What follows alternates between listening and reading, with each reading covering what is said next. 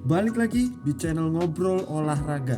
Hari ini apa yang akan kita bahas? Kita akan membahas PON yang lagi berjalan, PON ke-21 yang bertempat di Aceh dan Sumatera Utara. Nah, kita akan membahas cabang olahraga yang sebenarnya Indonesia sangat jago. Indonesia itu jago banget di cabang olahraga ini, bahkan sampai kancah internasional baik ASEAN, Asia Tenggara, Asia, atau maupun sampai Olimpiade. Indonesia itu sangat jago, tapi nggak terlalu terkenal. Bahkan banyak orang Indo nggak ngerti sama sekali soal olahraga ini. Jadi kita mau bahas sedikit di PON ini. Ada banyak nama-nama besar yang udah berpengalaman ikut Olimpiade, bahkan dapat medali-medali juga ikut, yaitu di cabang olahraga, apalagi kalau bukan angkat besi. Jadi kita buka dari nama-nama besar yang mengikuti angkat besi di PON ini, dan kita buka dengan dari tuan rumah, yaitu Mbak Nurul Akmal atau biasa dipanggil Amel, ya kan?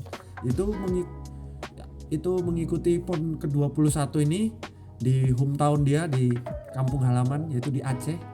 Nah, Mbak Nurul Akmal ini juga adalah pembawa obornya PON. Jadi yang menyalakan itu salah satu pemegang obornya Mbak Nurul Akmal. Nah, itu mengikuti di berat 87 kilo ke atas. Jadi super heavyweight. Jadi dari 87 lebih ke atas lagi lah, mau sampai berapapun boleh.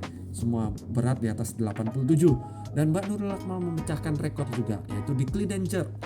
Nah, kalau teman-teman yang nggak tahu, clean and jerk itu angkatannya adalah diangkat dulu sampai sini, diangkat ditahan di bagian dada, setelah itu diangkat sampai lurus tangannya ke atas. Nah, jadi gerakan itu namanya clean and jerk. Mbak Nurul Akmal ini kemarin juga mengikuti salah satu jagoan kita di Olimpiade Paris Olimpik ya. Waktu itu sayangnya masih tidak terlalu maksimal, mendapatkan ranking yang cukup kurang memuaskan, tapi usahanya sudah diacungi jempol. Dan di PON dapat medali emas.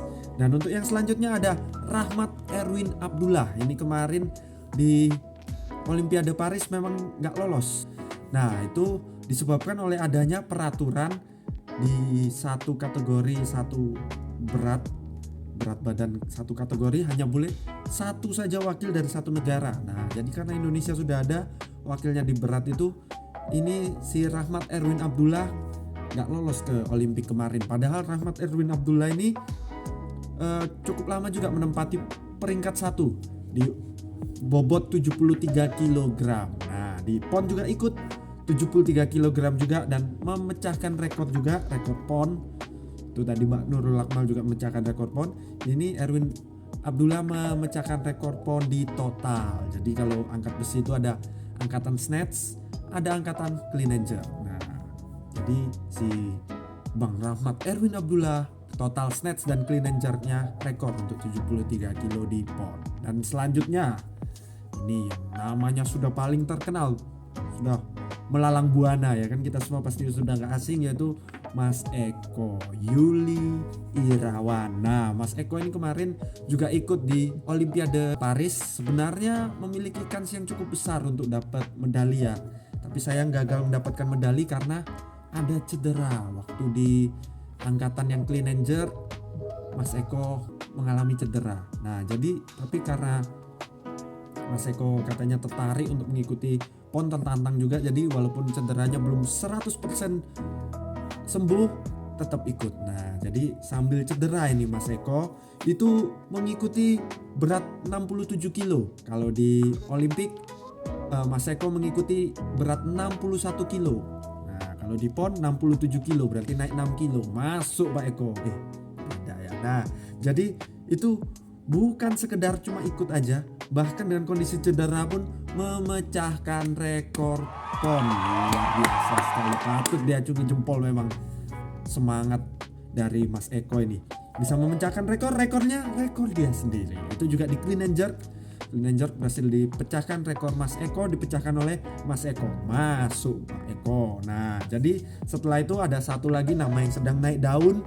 Orang-orang bilang ganteng juga. Nah, jadi sangat terkenal yang kemarin mendapatkan emas untuk Indonesia, yaitu adalah Rizky Juniansyah. Kemarin di Olimpik, Rizky Juniansyah mengikuti kelompok beratnya 73 kg. Dan di PON ini mungkin untuk biar lebih imbang, dia naik kelas jauh, naik 16 kilo dari 73 kg naik ke 89 kg.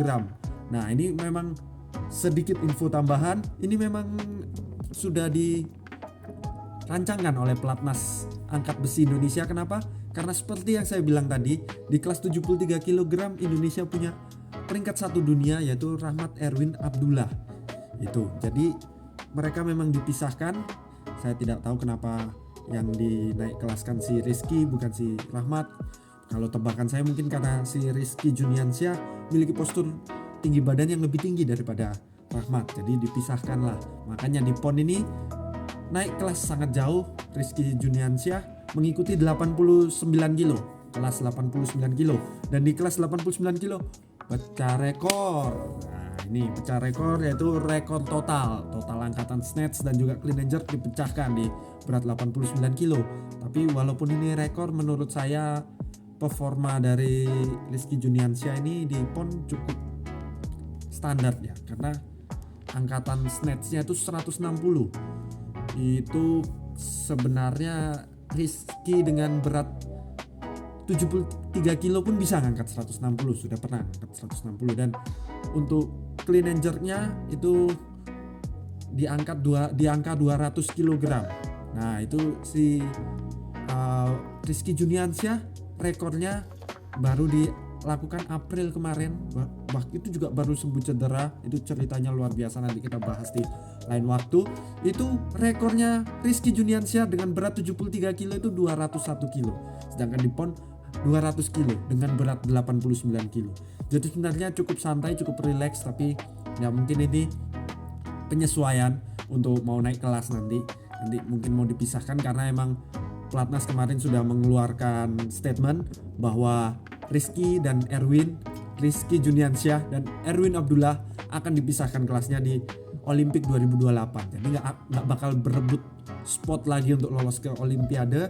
Harapannya dua-duanya bisa lolos dan semoga dua-duanya bisa mendapatkan medali emas untuk Olimpiade 2028 nanti. Nah, sekian untuk update angkat besi PON kali ini. Sampai jumpa.